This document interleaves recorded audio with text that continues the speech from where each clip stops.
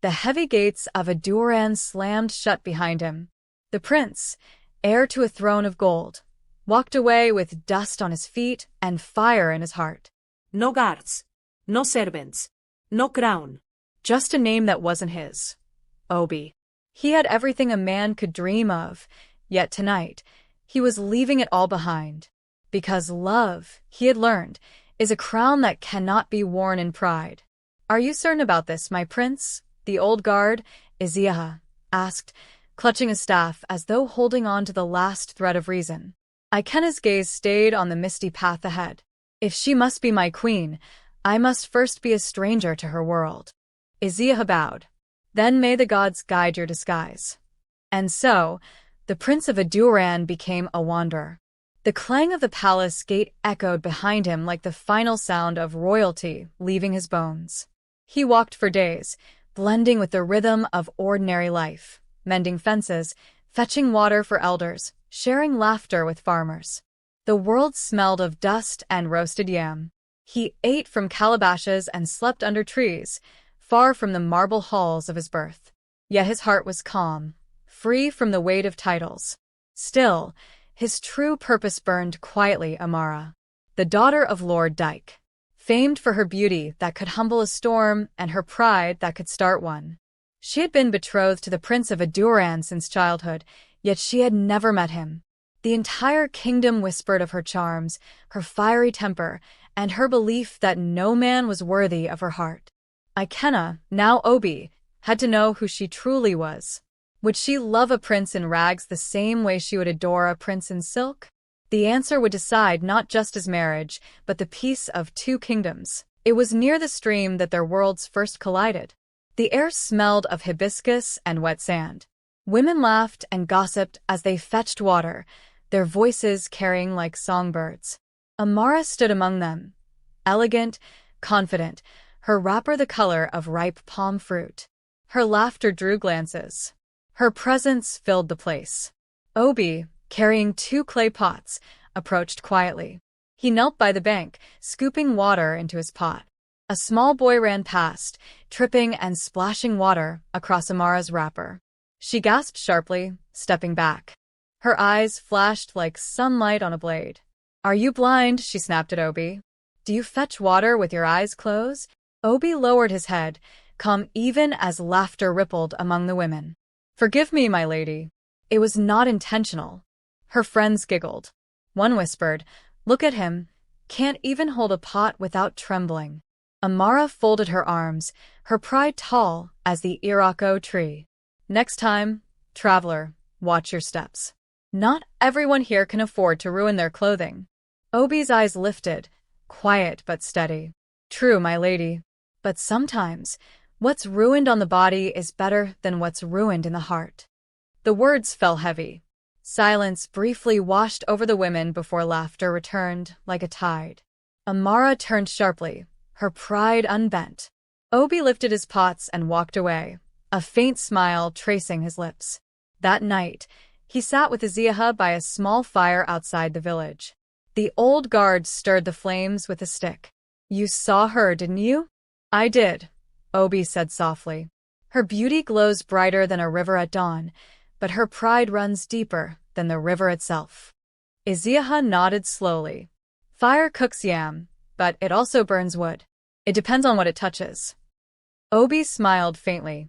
"Then we shall see what it touches next." The next morning, the marketplace burst alive with color.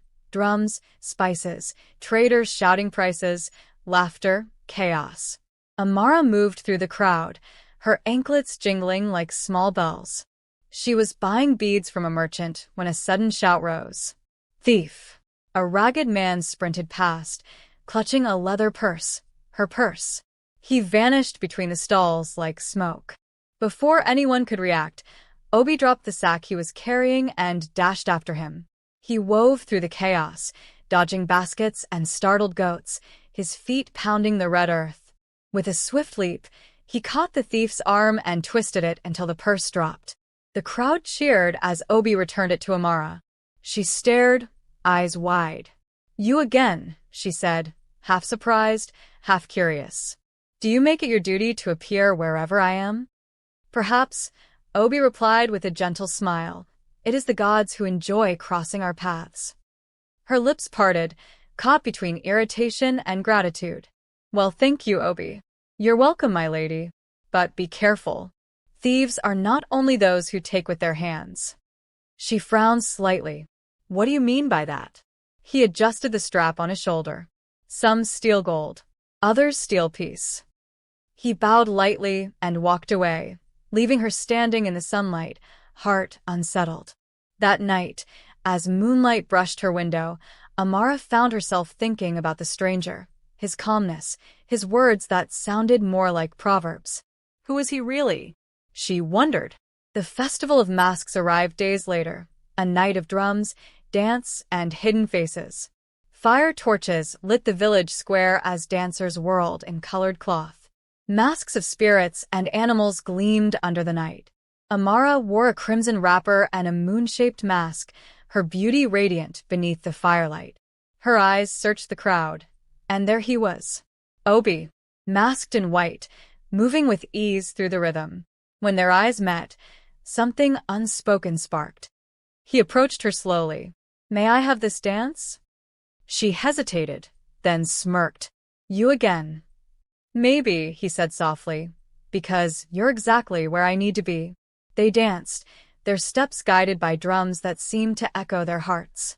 Around them, laughter and song blurred into sound. For a moment, they forgot the world.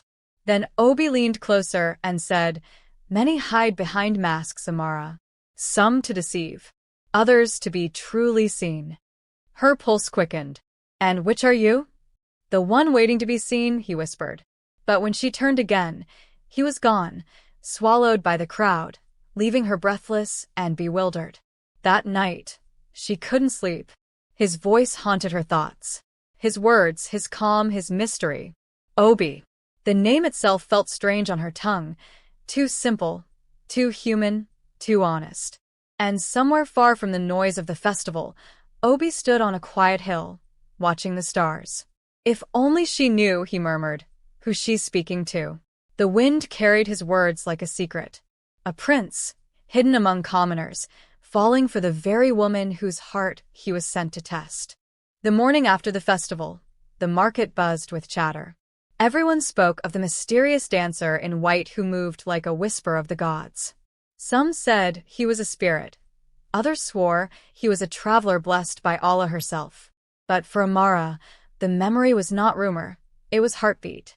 She could still feel his words brushing against her skin. The one waiting to be seen. As she stood before her mirror, brushing her dark, shining hair, her friend Nena entered with a teasing smile. You didn't dance much after he disappeared. What happened? Did the stranger steal your heart along with your attention? Amara scoffed, but her cheeks warmed. Don't be foolish, Nena. He's just a traveler. Probably long gone by now. Nena leaned on the doorpost. A traveler who speaks like a sage and dances like a prince? My friend, beware. Some spirits wear human faces to test the proud. Amara laughed lightly, but her reflection frowned back at her. A test? The thought unsettled her. She had mocked that man at the stream, yet he had spoken to her without fear, without flattery. And his eyes, those eyes held something ancient, something calm. Later that day, her father, Lord Dyke, called her to the courtyard. He was a strong man, his voice steady as thunder. Amara, he said, news has come from Adoran. The prince is soon to arrive for your formal introduction. The palace prepares for his visit. Her heart skipped. So soon? Yes. The king wants peace between our lands sealed quickly. You must carry yourself with dignity. No more wandering to the stream or market without your maidens. You are almost a queen now. Yes, father, she said softly, bowing. But as she left, her mind was far from the palace or the prince. It was on the nameless traveler who had danced beneath the moonlight. If only I could see him once more, she thought, to ask who he truly is. That night, the rain came, soft at first, then fierce. The thunder cracked, and the wind howled through the trees. Amara sat by her window, restless. She rose and looked out, and to her shock, She saw a figure struggling through the storm near the path leading to the servant quarters. Without thinking, she grabbed a cloth and ran out into the rain. The figure stumbled and fell. It was Obi. His clothes were soaked, his arm bleeding from a sharp cut. "Obi," she cried, kneeling beside him. "What happened?" He tried to smile. "A thief on the road. I stopped him from taking a woman's basket. Seems I forgot I'm no longer a prince of strength." Her brow furrowed. "A prince of what?" He blinked, realizing his slip. "Nothing. Just foolish words." She helped him up, ignoring the mud that splashed her feet. "Come inside," she insisted. "You'll get sick out here." He hesitated. "Your father." "I'll handle my father." Come. Inside her quarters, she wrapped his wound carefully. The air was heavy with rain and silence. Their eyes met more than once, and each time, something unspoken passed between them. "You're kind," Obi said softly. "Even to a man you once scolded." She smiled faintly. "Perhaps I judged too quickly. Perhaps I was wrong." "Pride makes quick judges," he said gently, "but humble hearts correct the verdict." She looked at him, really looked at him. "You speak as though you've known both pride and humility too well." He chuckled lowly. "Maybe I have." Lightning flashed, illuminating his face, strong, noble, yet softened by humility. For a heartbeat, she saw something royal in his bearing. Then it was gone. When the rain eased, she rose. "You should rest before morning. I'll send food."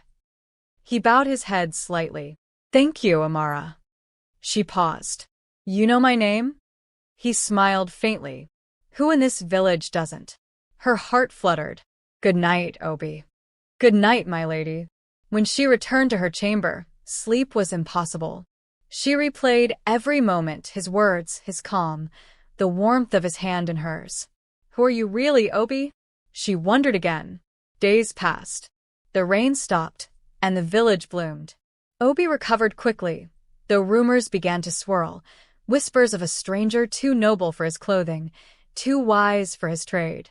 Some said he was a lost prince, others a messenger from the gods. Lord Dyke had grown suspicious. One evening, he summoned Obi. "Traveler," he said sternly, "I've heard much about you. You work well, speak wisely, but men who hide behind humility sometimes carry secrets. Who are you really?" Obi bowed. "Only what you see, my lord, a man who seeks honest work and peace." Lord Dyke studied him. "Then remember your place. My daughter is not for men who dream above their status." "I understand, my lord," Obi said, his voice calm, though inside, his heart burned. Amara overheard part of it from the corridor.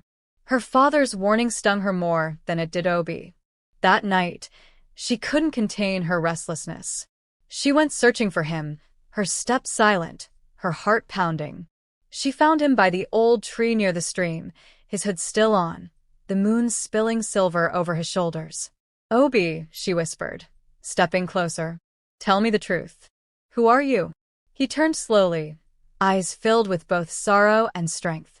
"If I tell you," he said softly, "would you still see me the same way?"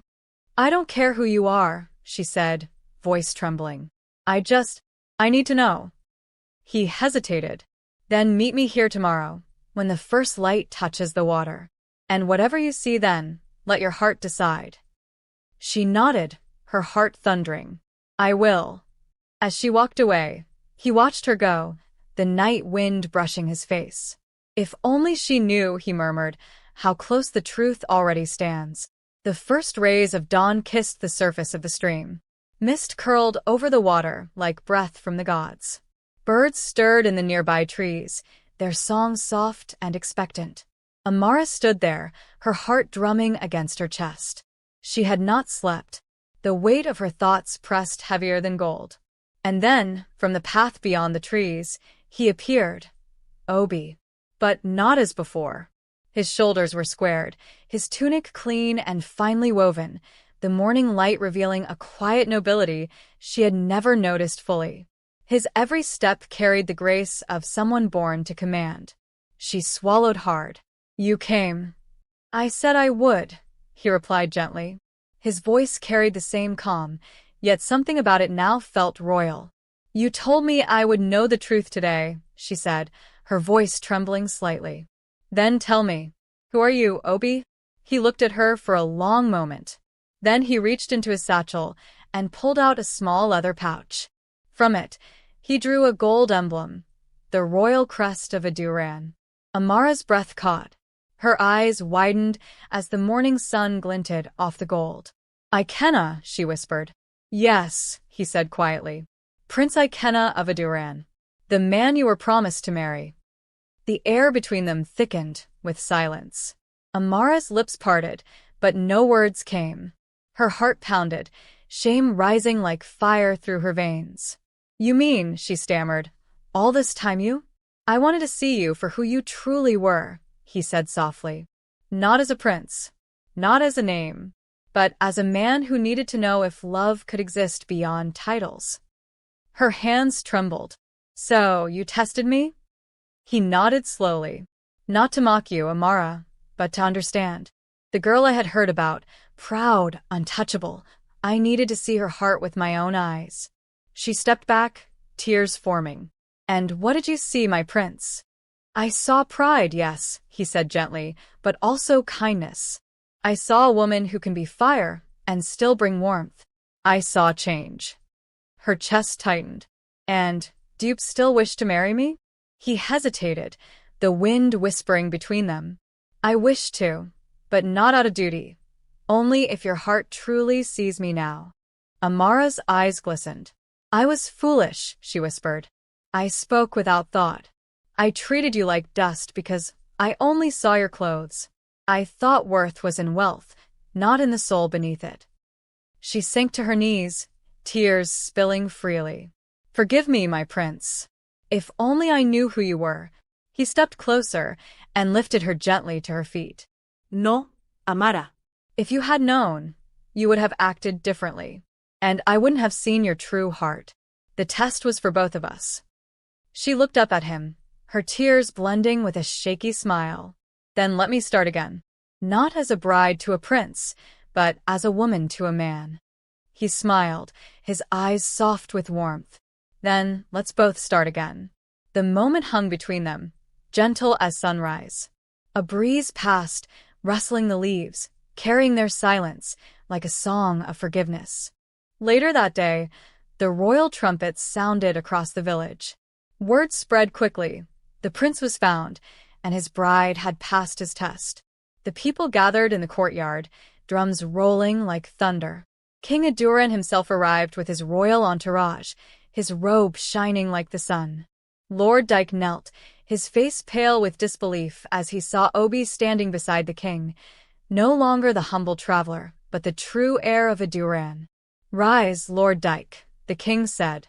Your daughter has proven that love is not bound by wealth, nor beauty by pride. Amara stood beside the prince, her heart pounding.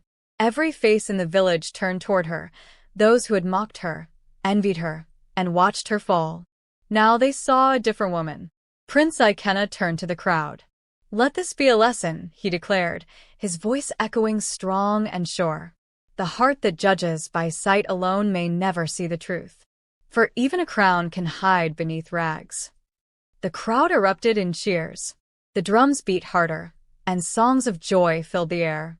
That evening, as the feast began, Amara and Ikenna sat beneath a great palm tree, away from the noise. The sunset painted the sky in shades of gold and red. Tell me, Amara said softly, did you know from the beginning that you would forgive me? He smiled. The night it rained.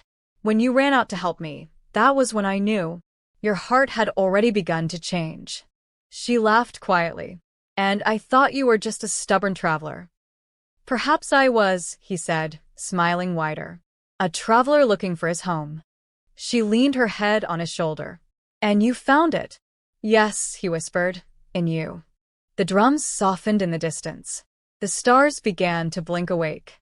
For the first time, Amara felt peace, not because she was a queen-to-be, but because she had learned to see love through truth, not titles.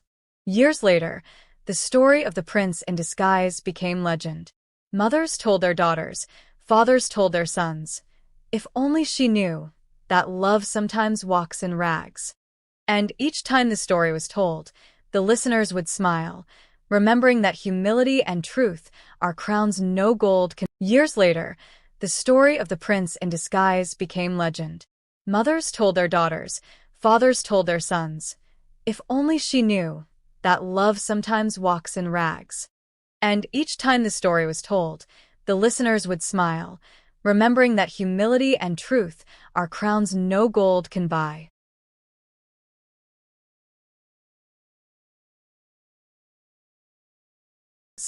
Thank you for watching this African folklore tale. If this story touched your heart, don't forget to give it a thumbs up, leave a comment with your favorite moment, and subscribe for more stories that carry wisdom and life-applicable lessons. Your support helps keep these tales alive. Remember, love sees beyond titles. And sometimes, the crown you seek hides behind a humble face. Until next time, stay blessed and keep your heart open.